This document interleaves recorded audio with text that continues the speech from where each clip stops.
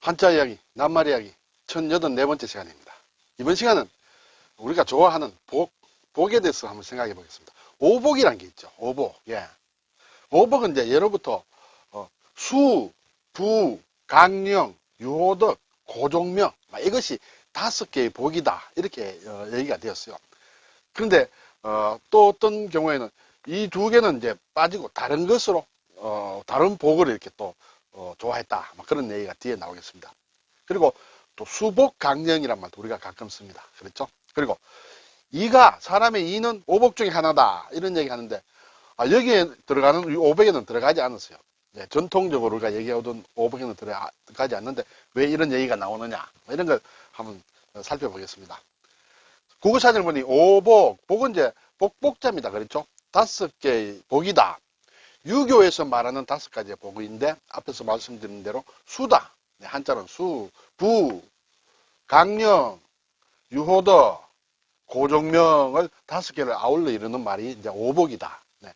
그래서 동양사회 한자 문화권에서는 이것이 다 쓰여졌겠죠. 왜냐하면 서경, 오래된 중국 고전 서경 홍범편에 나오는 말이기 때문에 다 알려져 있었다. 이렇게 됩니다.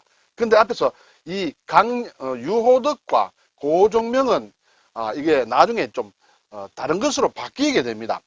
유호덕과 고종명 대신에 귀하다 하는 귀, 그리고 자손중다, 자손이 많다는 그런 얘기가 되겠죠. 이것으로 바뀌었다. 그래서 수, 부, 강령, 귀, 자손중다. 이것은 오복이다. 이렇게 얘기하는 경우도 있습니다. 이것은 이제 청나라 때 사람인 적호라는 사람이 쓴 통속편이라는 책에 나온 것이다.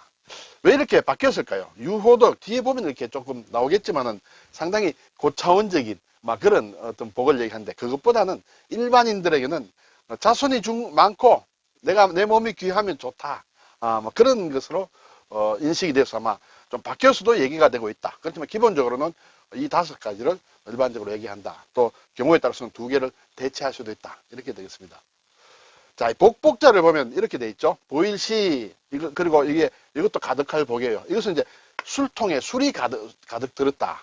이것은 신에게 제사를 지내는 제사상의 모양이다. 옛날 글자를 보면 제사상에 술통에서 술이 이렇게 붓는 모양이다. 그래서 신에게 제사를 지내면 복을 줄 것이다. 이렇게 되겠죠. 그래서 복이다. 이렇게 됩니다. 자, 이제 5개 복을 보겠습니다. 수, 부, 그렇죠. 그리고 강령, 그리고 유호덕, 고종령이다. 수는 목숨수예요. 예, 뒤에서 또 보겠습니다. 부는 이제 부자다. 이렇게 되죠. 강령은 편안할 강과 편안할 영이다. 건강할 때 강이고 안녕할 때 영이다. 이렇게 되겠죠. 유호덕의 바유는 별로 이렇게 잘 쓰지 않습니다만 뒤에서 한번 보겠습니다. 호는 좋다. 그리고 덕은 큰 덕 또는 덕 이렇게 되죠. 고종명은 생각한다. 생각하고 마칠 종 목숨명, 목숨을 마친다. 근데 이 2개가 좀 해석하기 힘들어요. 그렇죠? 이 바유자와 생각할 고자다. 호덕은 뭔가 뜻이 통하는 것 같고 종명도 뜻이 통하는데 고종명, 유호덕. 이때 유와 고가 어떤 의미로 쓰였는지 한번 보겠습니다. 자, 우선 목숨수부터 보겠습니다. 글자가 상당히 복잡합니다. 그래서 제가 예전에 우스개로 4101구촌이다. 그렇죠? 위에 4, 그리고 1, 그리고 0, 또 1, 입구자 9, 마디초, 4101구촌 이렇게 외우면 안 잊어버린다. 이렇게 말씀을 드린 적은 있습니다만 목수입니다. 길다. 오래 사는 것, 오복의 하나로 장수하는 것을 말한다. 수를 누렸다 하면 이제 장수를 했다. 이렇게 되겠죠. 그리고 생물이 살아있는 연한, 인간 이외에 또 생물이 살아있는 연한은 수를 다했다. 짐승이 이렇게 죽어도 수를 다했다. 이렇게 얘기할 수가 있겠죠. 그리고 왕의 수가 얼마 남지 않았다. 이제 왕의 남은 여명이 그리 많지 않다. 이런 얘기가 되겠습니다. 늙은 사람의 나이를 높여 이르는 말도 수라고 한다. 그분은 이제 80수에 접어들었다. 80수시다. 이렇게 얘기할 수 있습니다. 목숨수. 이것이 오복의 가장 큰 것이다. 역시 인간은 오래 사는 것이 이제 가장 바라는 것이지 않겠습니까? 그리고 이제 부자로 살아야 된다. 그렇죠? 부라는 것은 이 부자부는 넉넉한 생활, 그렇죠? 또는 재산이 넉넉한 것을 부라고 한다. 부를 누린다. 부를 추구한다. 또 부라고 하면 또 다른 측면의 의미들이 여러 있습니다만 대표적으로 특정 경제 주체가 가지고 있는 재산의 전체를 얘기한다. 우리 국가의 부가 뜻할 때 그렇죠. 국가의 부는 국민 총생산량으로 가정할 수 있다. 어쨌든 이게 오복 중에 하나가 부다. 두 번째가 부다. 세 번째는 강령이다. 그렇죠. 건강해야 되겠죠. 건강하다. 또 평안하다. 건강하다. 몸이 건강하고 마음이 편안한 것이다. 강령이다. 오복의 하나로 건강을 얘기한다. 우리는 선생님의 강령과 무병장수를 추구하였다. 이런 예문이 있었습니다. 자, 이제 수, 부, 강령 이제 세 개 나왔습니다. 그렇죠? 유호덕이다. 자, 이때 이제 유가 무엇이냐라는 게 좀 문제가 되죠. 오복의 하나인데 덕을 좋아한다. 덕을 호한다. 그렇죠? 덕을 좋아하고 즐겨 닦고 행한다. 그것을 유호덕이라고 한다. 네. 덕을 좋아하고 그 덕을 닦고 즐겨 닦고 행하는 것을 유호덕이란다. 이때 유라는 것은 바유인데 이 바라는 것은 바유도 있고 바소도 있고 여러 가지가 있습니다. 뭐뭐 하는 바라는 그런 의미로 쓸 수도 있고 어떠한 장소를 얘기할 때가 있고 또 뭐 그렇습니다. 그래서 여기에서는 이것이 닦는다라는 그런 의미입니다. 이 글자에다가 여기에 아래에 이렇게 트럭삼을 넣으면 닦을 수가 되겠죠. 그래서 여기에서는 이것이 닦는다는 의미로도 쓰인다. 그래서 덕을 좋아하고 즐겨 닦는다. 유는 닦는다 이런 얘기가 되겠죠. 닦는다는 것은 그것을 수시로 이렇게 유지될 수 있도록 이렇게 관심을 가지고 하는 것을 닦는다 이렇게 되겠죠. 유호덕이다. 이제 그 다음에 고종명이다. 고종명도 이제 오복의 마지막 다섯 번째다. 제 명대로 살다가 편안히 죽는 것을 말한다. 종, 명, 목숨을 마친다는 것이죠. 그렇죠? 목숨을 마치는 것이다. 그러면 고는 무엇이냐? 고는 기본적으로는 생각한다, 상고한다 그런 뜻이에요. 그러면 뭐 죽는 것을 생각하는가? 그것이 아니고 이 고에는 오래 산다, 장수한다라는 뜻이 있습니다. 이 고자를 보면 기본적으로는 이렇게 되죠. 자, 늙을 노에 관련된 것인데 노인이 지팡이를 짚고 있는 모양이다. 그리고 오른쪽에 있는 이것은 구부러진 모양이다. 예, 노인이 아주 굽을 때까지 사는 것이다. 그러므로 오래 산다, 장수한다라는 기본 뜻이 있습니다. 예, 오래 살고 장수하는 노인은 생각이 깊습니다. 그렇죠? 그래서 생각한다는 뜻이 있습니다.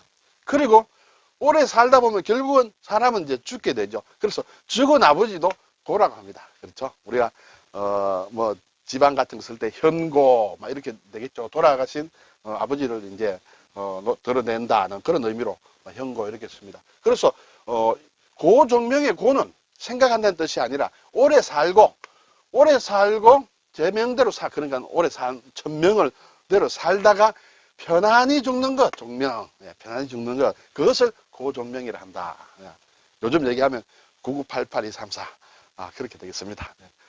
자, 이제 5개의 법을 살펴봤습니다. 그런데 앞에서 이 적호라는 사람이 쓴 통속편에는 뒤에 유호덕과 고종명 대신에 귀할 귀, 그리고 자손 중다가 오복에 넣어야 된다. 유호덕, 고종명, 이것은 보통 사람이 이렇게 잘 하기 쉬운 것은 아니다. 그리고 너무 오래 사는 것도 좀 그렇다. 서민이 살기에는. 그래서 귀하게 살았으면 좋겠다. 뭐 덕을 닦아 행하고 그것보다는 좀 귀하게 살았으면 좋겠다. 나도 한 기회 봤으면 좋겠다. 그래서 귀를 오복에 넣었다. 귀라는 말 자체는 상대편이나 그 소속체를 높이는 뜻을 나타내는 말을 얘기한다. 그렇죠? 보통 내가 귀보다는 귀하, 귀사 할 때 귀 신무사의 무궁한 발전을 교훈합니다 할 때 공적으로 쓸 때 쓰는데 귀할 기자다. 자손 중다다. 그렇죠? 자손이 수요가 아주 많다. 중다, 무리 중, 많을 다예요. 그렇죠? 그래서 평범한 사람들은 내가 오래 살고 아주 덕을 행하는 것보다는 내 자손들이 많이 퍼졌으면 좋겠다. 그래서 바라는 모양이에요. 그리고 우리는 이제 수복강령이란 말도 많이 씁니다. 앞에서는 수부강령이었죠. 하지만 여기에 복을 넣어서 오래 살고 복을 누리고 건강하고 편안한 것을 수복강령. 이것은 우리도 자주 쓰는 오복과는 또 별도의 수거로 많이 쓰는 그런 낱말이다. 이렇게 되어 있습니다. 그리고 앞에서 이제 우리가 사람의 치아, 이가 오복의 하나라고 좀 자주 말을 하는데 앞에서 살펴봤듯이 이가 오복의 하나다 이런 얘기는 없습니다. 이것은 이제 좀 별도로 만든 것이다. 결국은 수복, 수하고 강령하기 위해서는 이가 튼튼해야 되겠죠. 막 그래서 나온 말일 수도 있고, 또는 제가 자료를 이렇게 좀 보는 가운데 신체의 오복이다. 사람의 신체의 오복. 그리고 우리 몸에서 얻는 오복이라는 게 있다. 그것이 보니까 첫 번째 이가 튼튼해야 된다. 두 번째 소화가 잘 돼야 된다. 위가 튼튼해야 된다. 이렇게 되겠죠. 세 번째 눈이 좋아야 된다. 눈이 잘 보여야 된다. 네 번째 귀가 잘 들려야 된다. 다섯 번째 대소변을 잘 봐야 된다. 장이 좋아야 된다. 이렇게 되겠죠. 그래서 이런 것은 이제 후대 사람들이 이렇게 삶의 지혜로서 만든 것이다. 이런 생각이 들겠습니다. 그래서 실제로 전통적으로 얘기하는 오복에 드는 것은 아니다. 이가 그렇죠. 그리고 이제 이런 게 있습니다. 우리나라에서 이제 이 박쥐가 있습니다. 박쥐 사람들이 별로 좋아하지 않습니다. 그렇죠. 어떤 때는 새가 됐다가, 어떤 때는 쥐로 행세하다가. 그래서, 그렇지만 우리나라 사람들이 복과 관련해서는 이 박쥐가 일상에서 복을 기원하는 그런 상징으로 많이 얘기가 됐다. 이 박쥐라는 걸 한자로 보면 편복이라고 합니다. 이거 박쥐편, 박쥐복이다. 별내 출자가 다 들어갔죠. 근데 이 편복을 다른 한자로 보면 이렇게 두루 편자에 복복자입니다. 두루 복이 있어라. 그런 얘기가 되겠죠. 그러면 박쥐란 편복은 참 좋은 말로 이렇게 글자를 좀 바꿨을 때는 이제 발음이 같기 때문에 상당히 좋다. 그래서 우리 선조들도 어떤 각종 그릇이나 기물이나 그림을 그릴 때 박쥐를 많이 넣었다. 무슨 복을 많이 받으라는 그런 의미다. 여기에도 이런 데도 기와 마구리 같은 것인데 여기에도 박쥐가 있다. 막 이러한 것에도 서류함 이런 데서도 박쥐가 있다. 그렇죠? 박쥐를 상당히 많이 썼다. 그래서 골동품 이렇게 옛 기물을 보면 박쥐가 많이 나온다. 네, 그릇 같은데 네, 이런 데도 청화로 이렇게 박쥐를 많이 그렸다. 그래서 복을 많이 받으라. 이런 얘기가 되겠죠. 네, 이런 것도 베개 마구리도 보면 베갯잎 보면 복자를 넣고 이 가해에다가 이제 박쥐를 가지고 이렇게 다 문양을 넣었습니다. 그래서 그것은 편복이라는 그 한자말, 박쥐의 한자말로 이렇게 유출을 해서 관련을 시켜서 복이 많이 오도록 하기 위한 장치로 만든 것들이다. 이렇게 볼 수 있습니다. 이런 것도 중국집에 가면 가끔 보죠. 복자를 거꾸로 했습니다. 그렇죠? 이걸 이제 도복이라고 합니다. 도복. 도는 이제 엎어질 도죠. 복자가 엎어졌다는 이런 얘기가 되겠습니다. 근데 이 도자는, 엎어질 도자는 이렇게도 말하자면 발음이 같죠. 이른다는 뜻이에요. 이를도 복이 이른다. 복이 하늘에서 내려온다. 이렇게도 볼 수 있겠죠. 그리고 그래서 복이 온다는 그런 의미로 중국 사람들은 이 도복을 표시를 많이 한다. 이렇게 되겠습니다. 오늘 오복이라는 걸 한번 살펴봤습니다. 5개의 복이다. 수부, 강령, 유호덕, 고종명이다.